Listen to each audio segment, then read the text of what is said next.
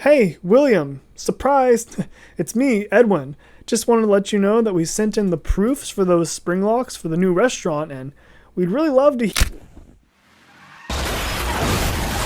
Secret of the Mimic is weird, and that's saying a lot considering the family it comes from. One of the strangest things about it is how it was marketed. Let's go back to early 2024. This was a very strange time for the FNAF fandom. They had just spoiled us with Ruin, the movie, and Help Wanted 2 in the Big 23, but we had no idea what was coming next. We didn't even know the name of the game until 10 months before release, when they revealed it in a teaser video that basically just revealed the name. 1 month later, we got to listen to Daco play the VR demo, but we didn't see a scrap of gameplay until the trailer dropped 6 months later and showed us a scrap of gameplay. And after the trailer, Steelwool practically went silent about the game until 1 month before release. This caused a lot of fans to become indifferent about the game, but not me. It had the exact opposite effect on me. From November up until release, I became obsessed with this game. You don't understand. This was me when the trailer dropped. Come on.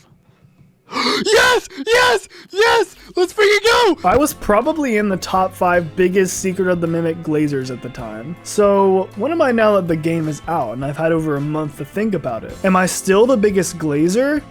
Are there meat hooks in Dolly's room? After playing the game, I am officially stepping down as the #1 glazer. I have a lot of issues with this game, certain parts of it on the security breach level. So it's bad, right? FNAF officially fell off, it's all over. I'm afraid it isn't that simple. Despite some pretty big issues, it's in my top 3 FNAF games of all time and I've already spent over 40 hours playing it.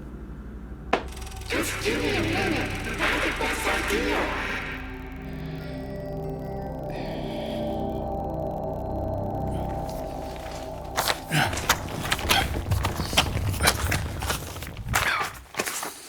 First, let's talk about the game's story.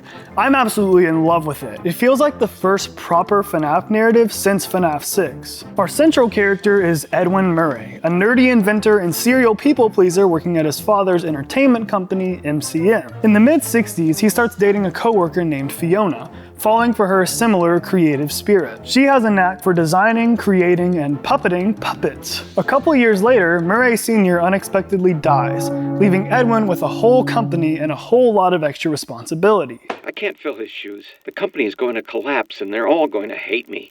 Ed, you'll figure it out. Your dad believed in you. If you could change anything you wanted, what would it be? We could start making some of my inventions for real. He starts making his little inventions soon after, which all utilize some kind of adaptive learning AI. They have a child with heterochromia. His name is David. Unfortunately, parenting isn't one of Edwin's strong suits. Just give me a minute. I had the best idea. That's great, honey, but you're missing the party. David's 2 years old. He won't remember a thing. Besides, he's got plenty more birthdays. He comes to regret this after Fiona dies in a fire at Fall Fest. Oh, how am I supposed to tell David that his mother is gone? How am I supposed to raise a kid on my own? His life is ruined. My life is ruined. This is especially bad because Edwin has let MCM become a horrible workplace, and Fiona was the only higher-up who cared about employee well-being. As everything begins crumbling around him, I can't do this alone. The change orders are killing me. My employees, my friends, they keep leaving. The money's gone. I just need to finish the new Fazbear project and then everyone will come back. Edwin misses another one of David's birthdays to build a new passion project. He combines technology from all of the old inventions to create the Mimic. David, I want to introduce you to someone. This is M1. Why does it look like that?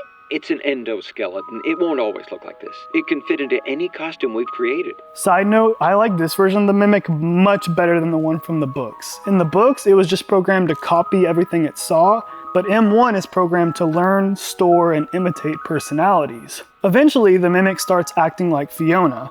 Some think this is due to remnant and possession and stuff like that, while others think it's just the Mimic mimicking it. I personally think it's what John FNAF said in his I Solved Secret of the Mimic theory.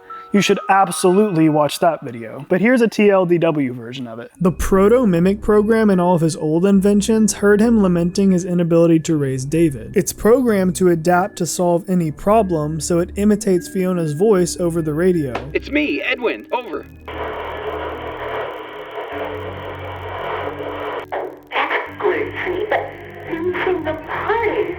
and gives Edwin the idea to build it an endoskeleton body. I baked it myself for David's special day. Well, great job. You just continue to surprise me. So Edwin's family life is a disaster in progress. But on the other hand, business at MCM is terrible. Edwin's employees are leaving in droves to work for Fazbear, and the restaurant project is already way over budget due to William and Henry's endless change orders. William is sabotaging Edwin's company so Fazbear can absorb all of its assets and designs. Things get much worse after David dies in some kind of accident on the day Edwin tried to throw a surprise party for him, finally. M1 begs him to build a new David mimic because without a David to take care of, it has no purpose. Edwin resists at first, For the last time, no, it wouldn't be him. but eventually gives in. Later on, he and M1 have a falling out when he finally realizes that it wasn't Fiona and really never acted anything like her. I let a machine raise my kid. You're not real. What was I thinking? You do not mean that. It is me. I'm Fiona. So he removes the program from the Endo and replaces it with M2. He has a lot of trouble creating M2 and getting it to act like David. Every copy has failed. I don't even know why it worked the first time. But it did. But at some point, it gets close enough to get this reaction out of him. Stop. You're not him. You're not. Stop sounding like him.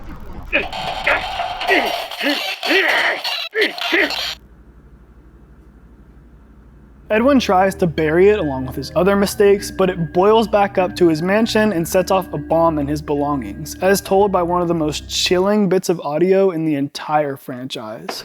Due to a minor detonation, there is damage to my office interior, as well as a small fire. Note to self. No!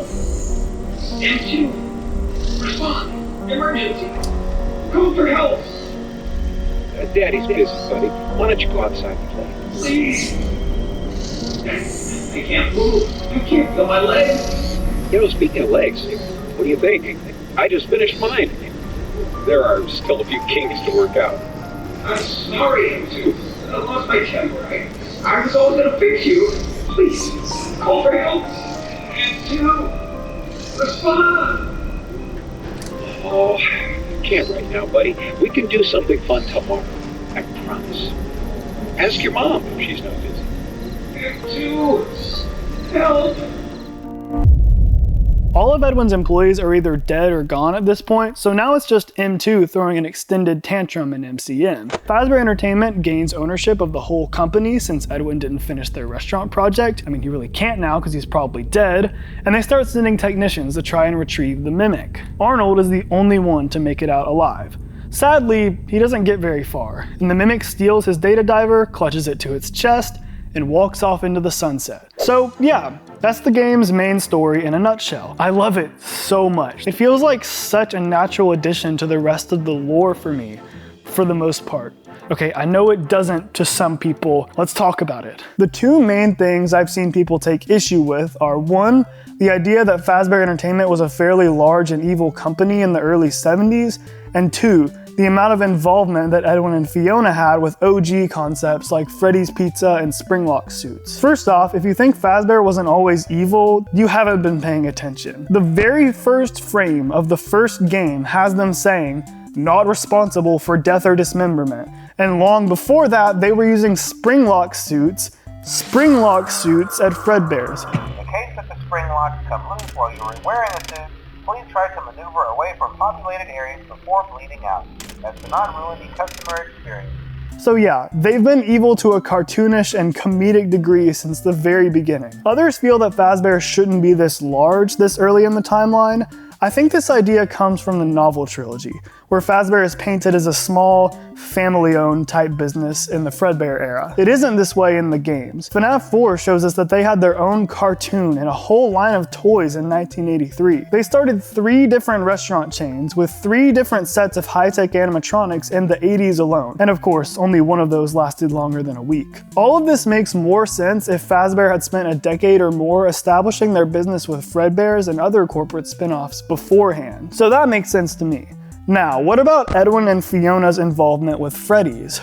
Preface: this does not mean at all that Edwin and Fiona invented Freddy's. They are contractors, meaning Fazbear sends them the design details and they make the designs a reality. Most of the controversy comes from one audio log. Are they insane? The look of these new animatronics is Fiona's design and they're great.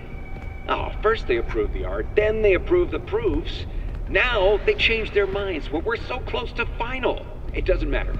I'm not changing a single bit of her work, and they can't make me. We find 8 animatronics down in Proto Freddy's. The Springlocks, Fredbear, Spring Bonnie, Monty, and Bub, and prototype versions of Freddy, Bonnie, Chica, and Foxy. It's not entirely clear which ones are Fiona's designs. I believe the 4 Springlock suits are hers, and the FNAF 1 gang are the change order designs that Fazbear sent in. I don't have time to get into every reason why I think that, but that's what I currently think. One thing I'm not a fan of is the idea that Edwin invented the Springlocks. The game doesn't outright say this, but some of Edwin's MCM suits use Springlocks. This does line up with Edwin's tendency to build every idea he has without considering the possible life-ending oversights, but I wish they had left the Springlocks purely to Fazbear. On top of that, I don't like how watered down these Springlock suits are. Why would you bring the franchise's most iconic entertainment torture device back to the games for the first time in 9 years, only to give us the safe, child-proof version of them? If I had a nickel for every time a FNAF game let us wear a Springlock suit but didn't give us a depiction of a Springlock failure, I'd have 2 nickels, which isn't a lot, but I hate that it happened twice. FNAF lore-wise, I wish they had been more clear on whether Fiona designed the FNAF 1 gang or not, and I wish they hadn't fumbled the Springlocks, but everything else here enhances the lore, in my opinion. Scott, can we please do Fall Fest next? The game ends on a cliffhanger and it takes place on September 7th, suspiciously close to the beginning of fall. And you know what they say, when there's fall, there's fest. Yeah, right?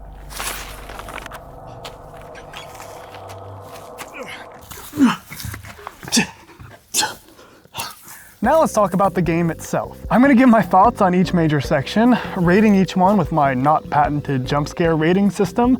Each section gets a Jumpscare paired with it. If I think the section is good, I pair with a Jumpscare that I think is good, and the opposite for the opposite. No good sections will be getting Secret of the Mimic Jumpscares because pretty much all of the game's Jumpscares were really disappointing to me, except maybe R&D Amalgamimic and the Elephant. I give Sodom Jumpscares a FNAF 4 Nightmare Jumpscare. Why have you come with me?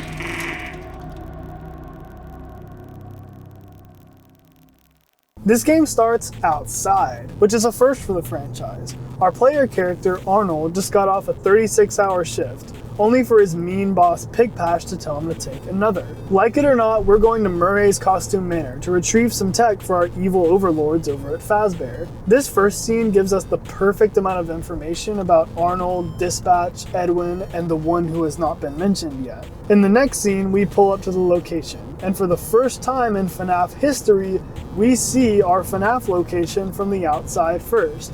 And if any FNAF location needed to be seen from the outside first, it's Murray's Costume Manor. This is also the first time the player has to actively enter the evil scary place. The evil scary place is huge, and so is the cinematic mansion overlooking it, which is almost as foreboding as the Fazbear Entertainment van in the back of the parking lot that looks exactly like ours, except it's clearly been sitting there abandoned for weeks. We enter through a side door and we're greeted with an It's a Small World style animatronic performance led by a robot puppet bear named Mr. Helpful. Can I glaze for a second?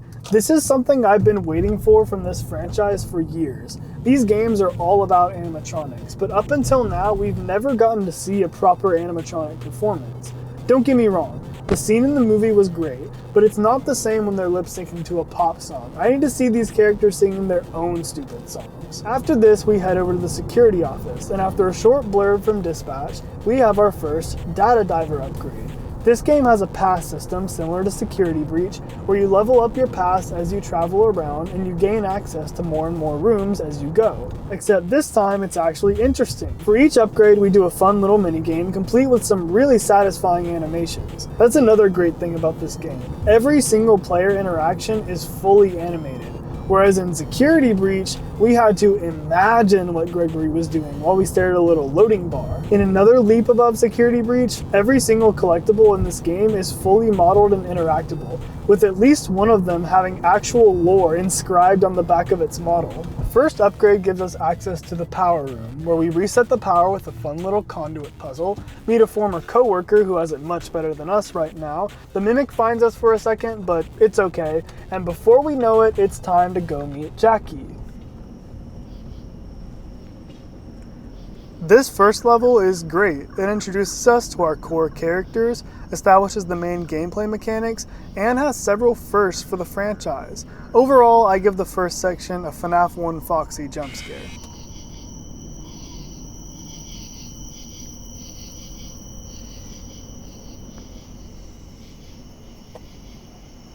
Are you kidding? Another keypad puzzle.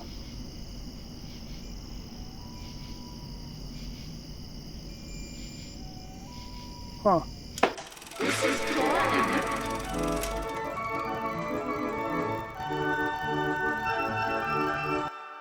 We take an elevator to get to the next data diver upgrade, but the elevator breaks right after reaching the second floor, forcing us to visit the birthday showroom and go through the manager's office. The birthday showroom is really cool. I like how Jackie's box is highlighted by lights from on high as we walk in. I also like the giant birthday puppy. It's nice, I like it. If you explore the castle on the left side of the room, you find a Fall Fest opening day snow globe, which means there's still hope that Jackie's connected to Fall Fest. Maybe, please let it be true, please, please, please, Steel Wolf. We steal Jackie's crank and use it to access the manager's office, and the demon follows us in. This next scene is one of my favorite moments in the entire franchise, and I can pretty confidently say it has the best real-time animation in all of FNAF. I don't know what it is about Jackie. Maybe it's the character design, maybe it's the voice filter, maybe it's Marta FedEx, her incredible performance, but it just works. Right as Jackie has us cornered, Digityper selflessly pulls the "hey, over here" move.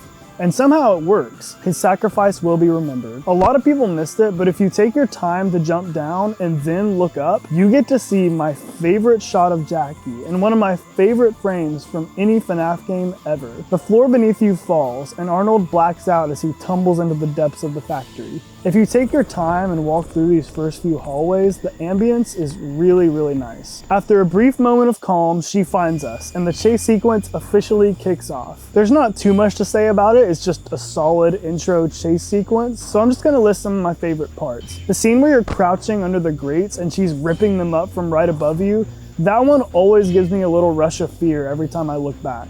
I also like how Jackie completely destroys herself over the course of these 5 minutes, which, aside from being classic psycho clown behavior, shows that this is just a disposable shell for the Mimic. It is not concerned about Jackie. I do have a few gripes with this section though. If you look back, most of the animations are finished and look great, but a couple at the beginning are completely unfinished. I'm not sure if this has to do with the animations needing to adjust to how fast the player is moving, but it feels out of place next to the otherwise peak animations. During the Great Crouch section, Jackie repeats the same voice line 3 times in a row and cuts herself off once.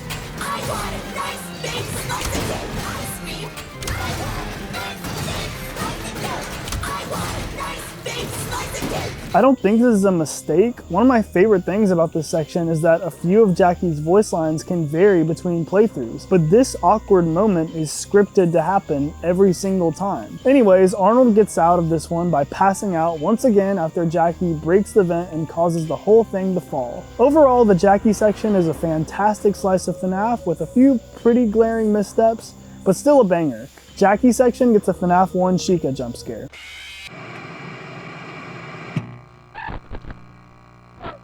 Before we get to Big Top, let's talk about my favorite room in the entire game, the entrance to the birthday showroom. It looks pretty normal at first glance. You have a room with a Mrs. Helpful wearing a Jackie-inspired outfit popping out of a big yellow cake surrounded by presents, with balloons all over the walls. It's not that simple though. She has blue tear tracks on her face, tear streaks on a puppet with clown makeup. As soon as you walk into the room, the ambience completely cuts out, leaving you in almost total silence. Other eerie sound effects start playing if you stay in the room, and Arnold starts breathing heavily / crying. This place must also be sentimental for the Mimic, because it says one of its little voice lines every few minutes. What is up with this room? First off, Mrs. Helpful is dead. This is the only Mr. or Mrs. Helpful in the game that doesn't move or talk. The cake she's popping out of has 3 candles in it, and Fiona dies just a few months before David's 3rd birthday. So this is a shrine that Edwin made while he was mourning Fiona's death. We even see a smaller version of this exact cake in the background of David's 3rd birthday tape. It seems like Edwin's grief made this place extra haunted based on the amount of sound effects that play in here. Or he put Fiona's ashes in this puppet. This room alone makes me so glad that we got free roam FNAF. We need more of this. This is up on the haunted meter with FNAF 1 Easter eggs. Steelwool, I'm begging you, please give us more of this. Soon. Why don't you come with me?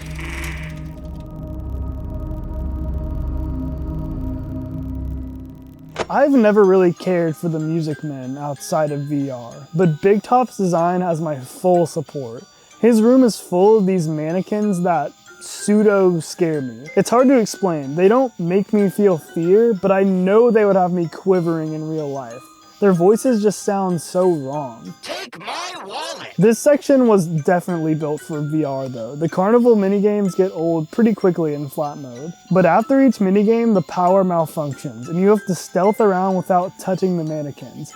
And dare I say it, this part is actually tense and a lot of fun. Several people will probably disagree with that, but here's a thought. Y'all need to stop playing this game on 100% brightness. You can't say the game isn't scary while playing it on 100% brightness. That's like dumping water on someone's painting and complaining that it's wet. If only these sewers weren't so well lit, I would be a little bit frightened right now.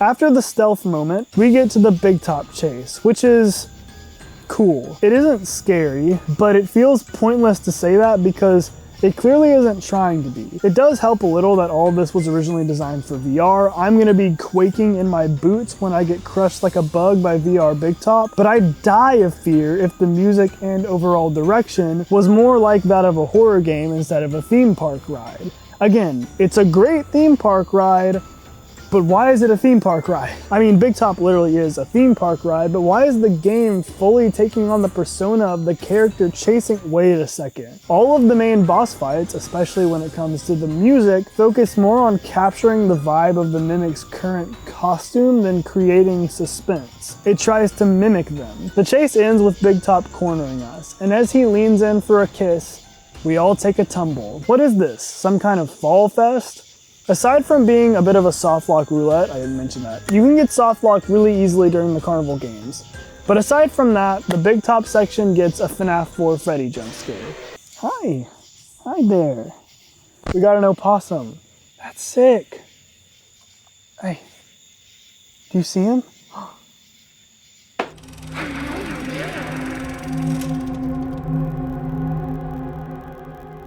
Next up is the workshop section, which I'm going to use to talk about the game's main stealth gameplay. It's a lot of fun, and it's the part of the game that scares me the most, especially when you're waiting for the Mimic to reveal itself. The level design in the Springlock suit section is super good. There are 2 floors with shortcuts in between them you can make by opening gates as you explore, and the Mimic has a diverse selection of suits to work with. I love how the game forces you to bring the parts back, allowing the Mimic to change suits each time you do so. This section introduces these withered yellow unfinished suits that are really creepy, especially when their brothers are hanging on meat hooks in the background.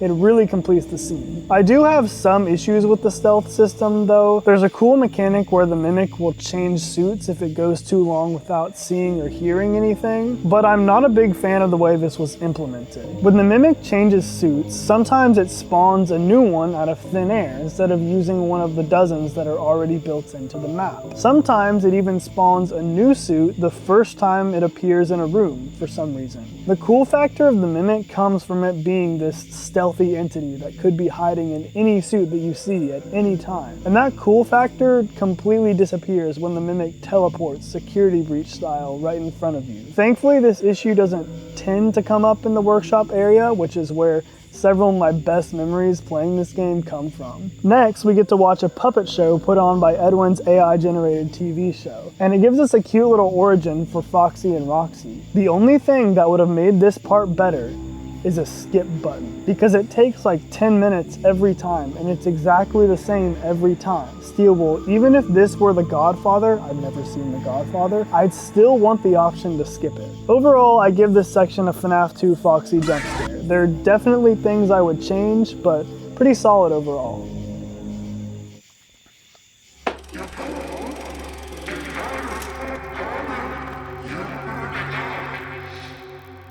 I can't believe we finally got Chica's Party World. Anyways, hold on. When I was writing the first draft of the script, I completely forgot about the dolly section. How could I forget? I don't really have that much to say about this part. The level design for the first stealth section is really good, and the short chase scene is really cool. The music is a bop, of course, but the second stealth section is fully scripted. It's really weird. As a whole, just too many scripted events in this section. Dolly is part of the world's first recycling center. Thanks for trying to save the world, Edwin. I think that cancels out everything else, I think. Not long after we get there, the Mimic rips Dolly off her track, and we have to do some stealth. Like I said, we dump her in a vat of lava, but she's still thirsty for more, I guess. She gets on top of our escape elevator, so we try to speed up to the top floor and crush her. As the elevator rockets to the top of the facility, Mimic frantically pries himself out of the molten suit, stares at us for a second, then jumps through some doors, just before the dolly suit gets completely crushed by the ceiling. This is one of my favorite moments in the game. Waiting until halfway through the game to show off the new Mimic design is perfect. And the way this scene is done, chef's kiss. The elevator section gets a FNAF 1 right side Freddy jump scare, absolute peak. The rest gets a FNAF 2 Withered Chica jump scare. It's a mix of good and bad. And yes, there are meat hooks in Dolly's room. But did it even matter in the end?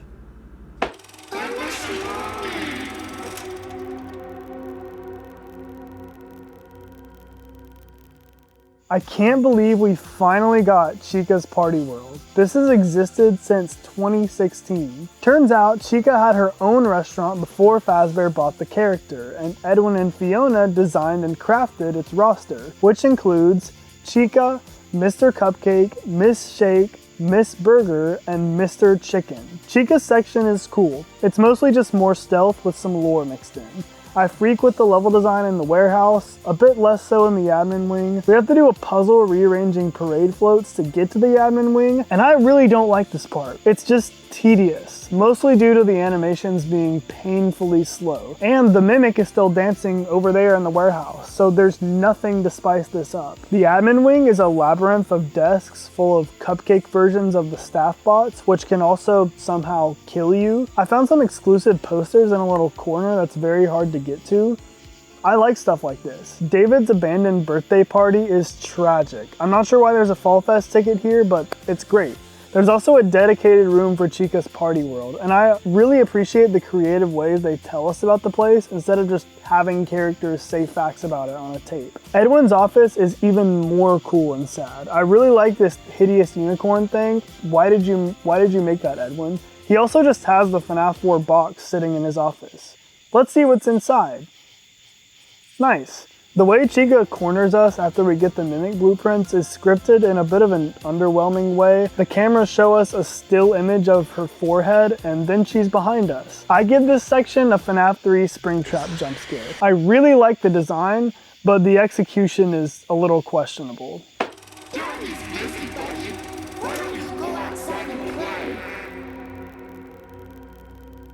Hey, you look hungry. How about a nice chocolate truffle bar to tide you over? The Tiger Truffle Bar.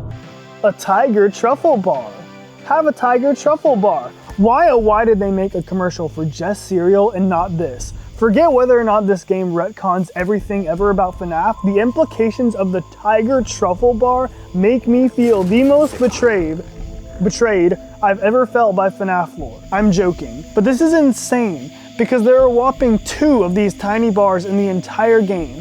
One in the Sleepy Moon sinkhole, the other in David's cubby in the Storytime showroom. It would make sense to assume that the tiger was a special toy that Fiona made for David, but because of these 2 stupid bars, the tiger was also apparently an MCM product with its own brand of candy bar.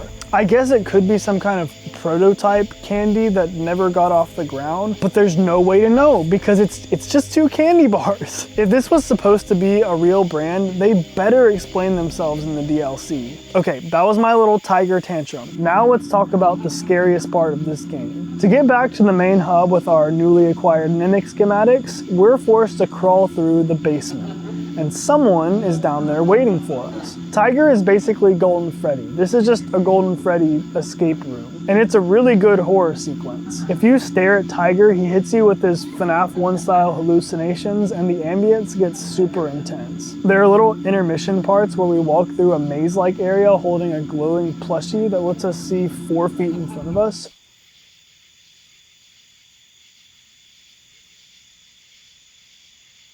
With moldy hanging suits looming out of the dark as we walk by. There's not much else to say here, it's just good horror.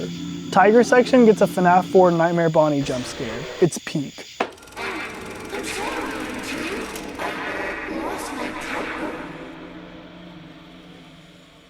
Well, we got what we came here for, the blueprints. They're in the data diver. We can go home now. At least, that's what Dispatch told me. If we do what he says and return the data diver, the real Dispatch calls us as we drive away. Arnold, there you are. We've been trying to get a hold of you all night. Why didn't you answer? Fazbear Entertainment has no other option but to let you go. Then the Mimic attacks us from the back of our van, then it stuffs us in a Fredbear suit and forces us to perform for it in an underground pizzeria. Incredible ending. FNAF 1 Freddy power outage jump scare. The terminal in the office has a file called parachute.exe that's locked behind executive access. Hey, we're an executive now. Parachute in it.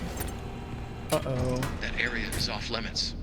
Yeah, this is kind of a big oversight right here. Give me the data diver. After we make our choice, Dispatch gives an epic monologue about how we're gonna die while we crawl through a vent full of people who died. He tells us that the Mimic observes its victims and puts them in the costume that suits their personality best. The vent ends up leading to the welcome show area, and now there's a big red button on a pillar in the middle of the room. Pressing it causes the floor, which is actually a giant elevator, to start descending. Ruined Big Top crawls out of one of the pipes only to trip and get crushed by rocks like a big dumb idiot. Now we're in Research and Development, home of Edwin's unfinished Fazbear restaurant project. I already pretty much covered this in the lore section, and you know how I feel about the spring locks. The gist of it is, the Mimic wears a random assortment of FNAF 1 parts, I'm gonna call this version of him Amalgamimic, while chasing us through a mock-up of the FNAF 1 pizzeria, and we play FNAF 1 in reverse to get into the security office. After we drain all the power and breach the office, we find a computer named F10N4, which houses the Fiona M1 program and looks exactly like Mexis. This is who Fake Dispatch has been since right after the Big Top chase. She sends us up to Edwin's house because she thinks he's still alive, and Amalgamimic, who we now know is called M2, follows us into the building. In Edwin's house, we have to retrieve and watch David's old birthday tapes to get the code for this room upstairs, for some reason. The tapes are great, the storytelling is great, my only note is I'd rather do this section without having to avoid the same thing I just spent 20 minutes avoiding. Double down on build up and atmosphere instead, have some of the Mimic's voice lines play every couple minutes, make it feel like it's watching us,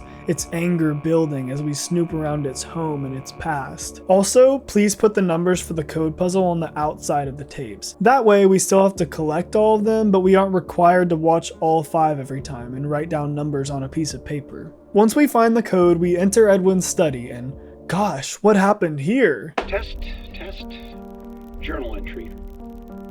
Too bad the new... I'm not going to play the whole thing again. After they gatekeep some Fazbear blueprints from us, we activate Cradle.exe and start a house fire, initiating the game's longest chase sequence. The first part where the Mimic appears behind us is tough, and the music slaps, as usual. Again, I feel like it should be more horror-esque music rather than this awesome epic music, but I digress. The Mimic falls into a vat of lava, and we barely make it to our van as the building collapses around us, and sentient trash cans surround us as well. We almost make it out, but alas, the Mimic snuck into our van again, ultimately causing us to crash and stealing our data diver. It seems like this is the canon ending, but the Mimic walking away with the data diver is not a very conclusive ending, so I can only assume they'll give us a DLC to explain what happens next, and explain the existence of the Tiger Truffle Bar. And like I said, this happens just before fall of 1979, so fingers crossed. Parachute gets a Molten Freddy sound cue salvage jump scare. Definitely not perfect, but fresh for FNAF and well done.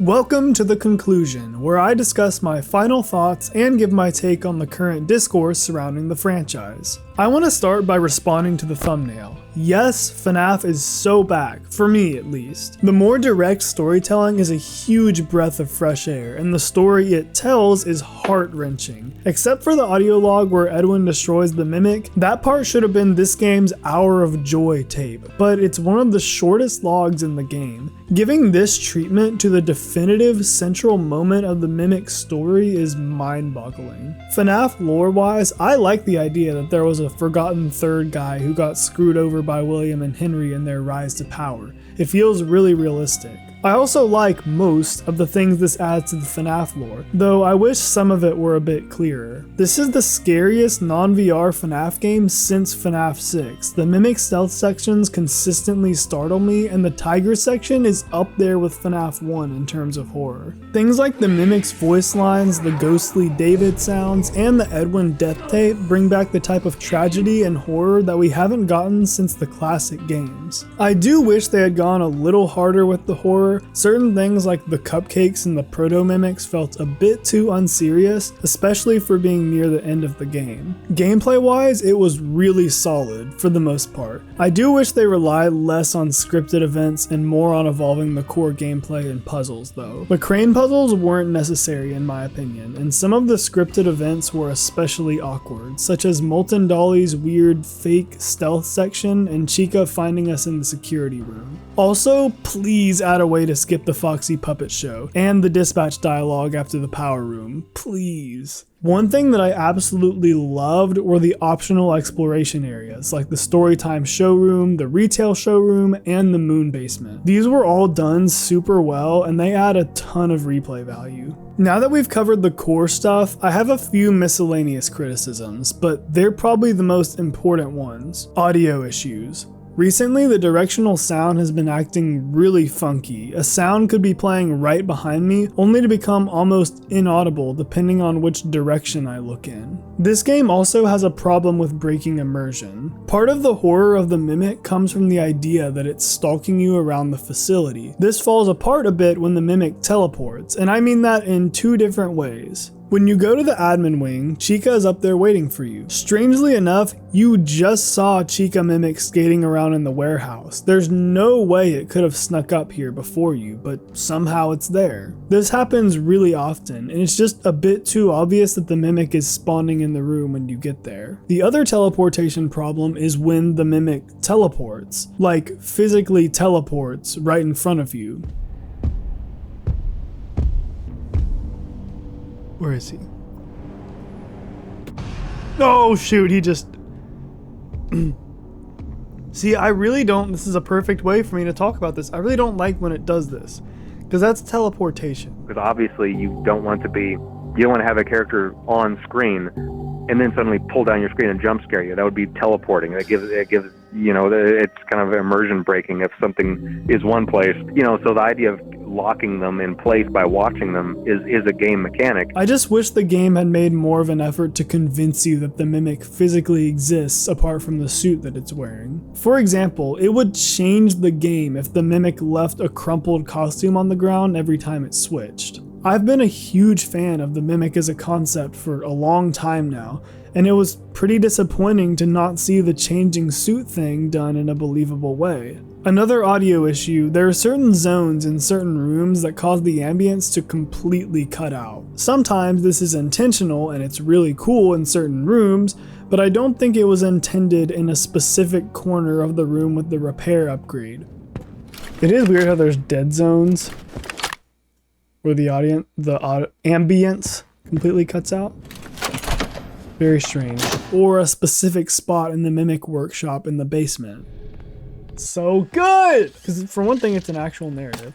And second of all, it's genuinely, this is much better than Security Breach, but it is still a pretty buggy game. But it's also hard to judge it because this was originally a VR game. Overall, I wish they had waited and released VR first. It translates well to flat mode, but it's still pretty evident that the gameplay was concepted for VR. It also makes me feel a little icky that they're charging $40 for the flat version. I feel like they should have released flat mode for around $25 to $30 and had VR mode as a $10 DLC, instead of making flat mode players pay for a VR mode that they can't access. Wow, I just listed a lot of negatives for a game I put as an S-tier FNAF game. That's the thing with this game. The good parts are easily on the level of the classic games, and the bad parts really frustrate me. Thankfully, the bad doesn't outweigh the good, and like I said, thanks to what Steelwool has shown they can do with the story and the gameplay, Secret of the Mimic has me truly invested in where FNAF is going for the first time since Security Breach. A lot of people are upset right now because this game doesn't feel like FNAF, and they feel like FNAF is losing its identity, straying too far from where it began.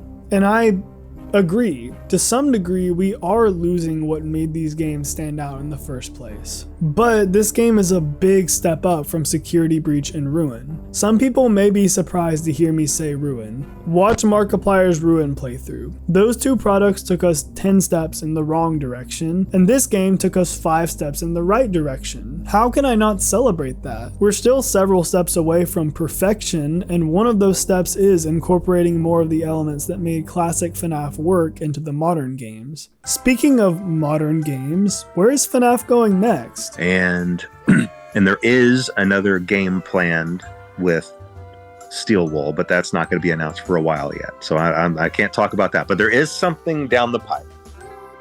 Okay.